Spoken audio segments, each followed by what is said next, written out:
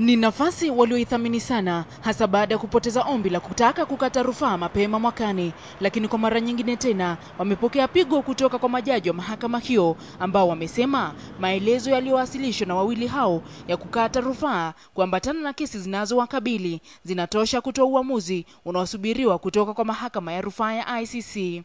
Kupitia maelezo yao, Francis Kiremi Muthaura na Uhuru Muigai Kenyatta walitaka kesi zinazowakabili kurejeshwa na kuendeshwa humu nchini, uamuzi ambao bado haujatolewa na mahakama ya rufaa ya ICC.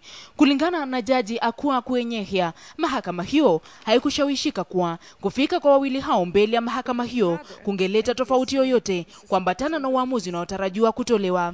Thank you, Your Honor. My name's Uhuru. Tarehe 25 mwezi Aprili walituma ombi la kutaka kufika mbele ya mahakama hiyo, nia yao ikiwa kuwapa nafasi kutoa maelezo yao mbele ya mahakama hiyo na machoni pa umma ili kuona iwapo wangeweza kuishawishi mahakama hiyo.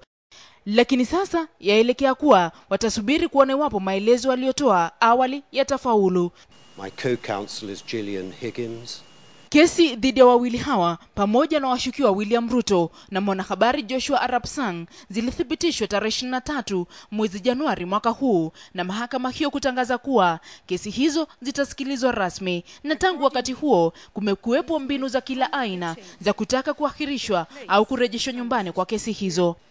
Tukipiga hatua nyuma, itakumbukwa kuwa serikali ilituma ombi la kutaka kurejeshwa kwa kesi hizo nchini, lakini jaribio hilo likaambulia patupu. Diplomasia ya kiguna njia ikabisha hodi na pia kugonga mwamba. Jaribio la Jumuiya ya Afrika pia likawa kama tone la maji kwenye jangwa, hali iliyogeuka kuwa mwiba kwa wanne hao walipopoteza ombi la kutaka kukata rufaa kuambatana na kesi zinazowakabili. Zubeida Komba, KTN leo.